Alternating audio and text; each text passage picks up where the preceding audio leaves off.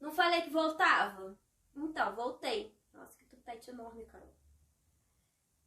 Gente, antes da gente começar, eu já vou pedir pra vocês fazerem o quê? Tacar o dedo no like, compartilhar, se possível, me seguir, que é importante, se inscreve aí, tá? Vai lá no Instagram também, minhas redes sociais estão todas aqui embaixo. Então me segue em tudo quanto é lugar. Não repare em minha unha porque tá péssima. Sempre esteve, né? Mas hoje tá só pela misericórdia. E vamos começar, tá bom? Hoje a gente vai falar sobre processo da independência do Brasil. Nós estamos na semana da independência, meus queridos. Então esse assunto precisa ser falado. Esse assunto precisa ser dito.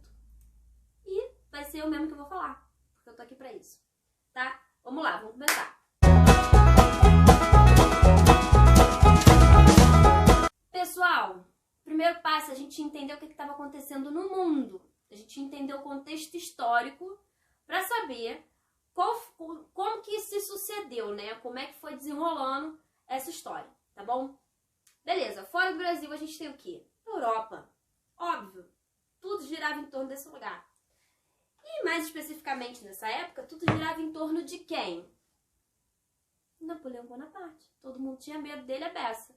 Então assim, fora daqui, a gente tinha um contexto histórico de Napoleão Bonaparte, lá na França, pipipipopopó, Napoleão toma o poder. Com isso, gera-se um medo, né, generalizado de todas as monarquias absolutistas, né? Afinal de contas, Napoleão tomou o poder e ele não era da linhagem real, ele não tinha histórico real. Então, as monarquias começam a tomar pavor aí de talvez uma revolta, né? Uma revolta popular e perda de reinados, tá? Bom, Napoleão, depois que toma o poder, já trava ali uma disputa sinistra com a Inglaterra, que era uma monarquia absolutista, né? E grande pra caramba na questão de comércio e tudo mais. Já era um grande exemplo na Europa. A Inglaterra e a França. Napoleão até tenta invadir a Inglaterra, tá? Até tenta fazer ali uma treta cabulosa, mas que não dá em nada, porque a Inglaterra consegue se defender. Então, vendo que a Inglaterra, por forças militares, não seria destruída, talvez pela economia fosse ali, né?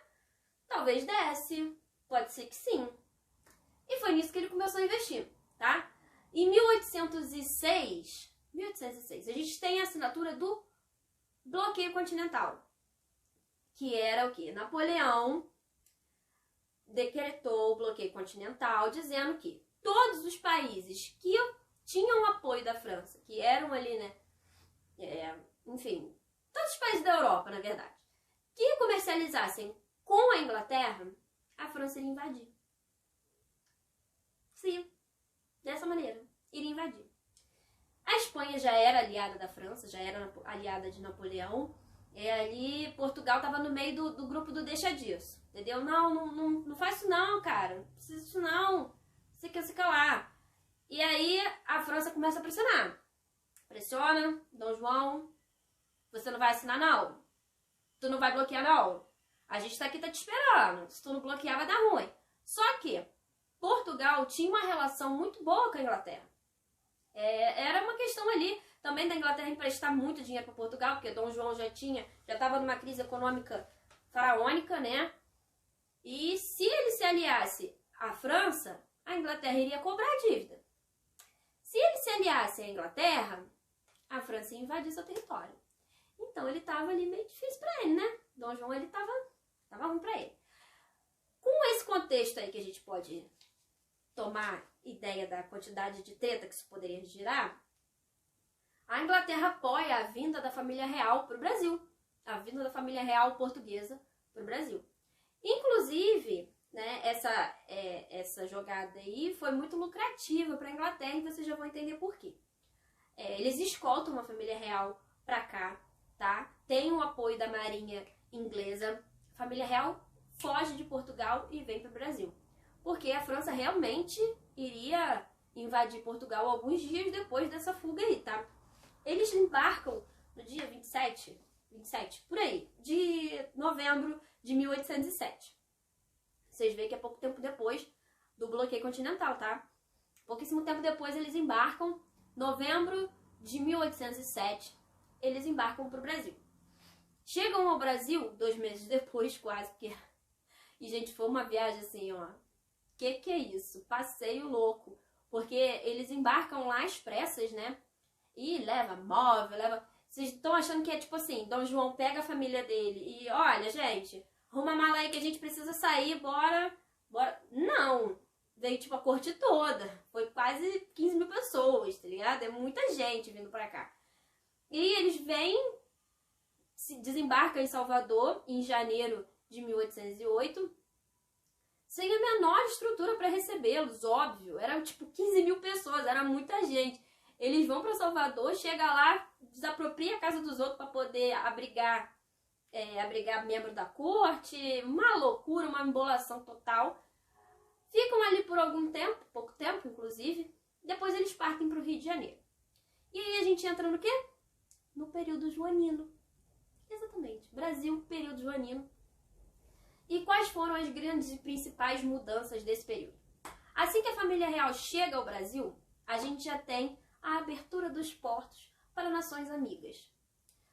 O que antigamente era privado por conta do pacto colonial, que permitia que o Brasil só comercializasse com Portugal, e tudo que chegava ao Brasil chegava por meio de Portugal. Então a gente tinha ali um bloqueiozinho na economia que foi quebrado com essa abertura dos portos, tá?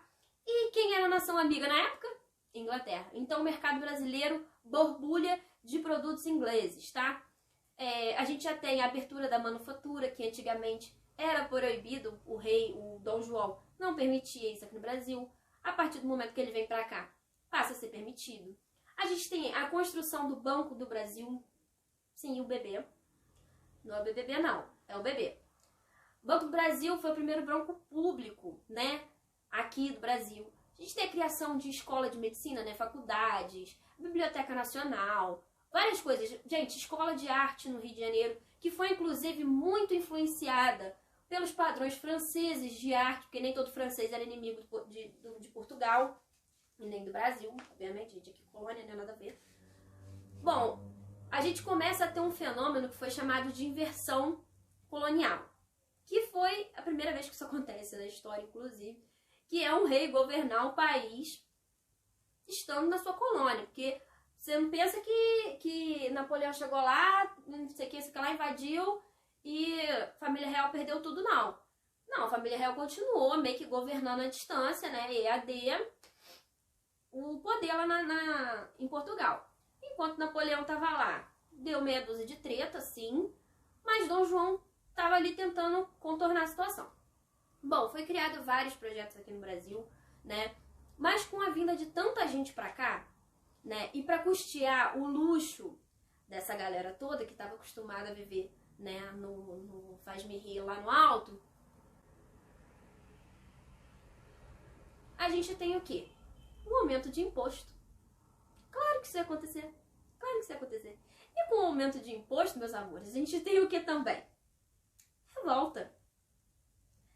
Sim. Só que hoje, assim, a gente ainda tem aumento de imposto bagarai, né? Mas a gente vai só levando. Tem até algumas revoltinhas aí, mas o governo dá um cala-boca aqui, outro ali, a gente cala a nossa boca e segue vida. Mas nessa época não foi bem assim, tá? A gente tem a revolta pernambucana, né? Lá em 1817. Não tem problema nenhum dar uma olhadinha na cola, tá? Foi uma revolta de elite, né? Devido aos grandes aumentos de impostos. E porque também Dom João estava distribuindo cargo público de importância para quem? Você acha que estava distribuindo para colono? Não, estava distribuindo para o pessoal dele, óbvio, para a corte.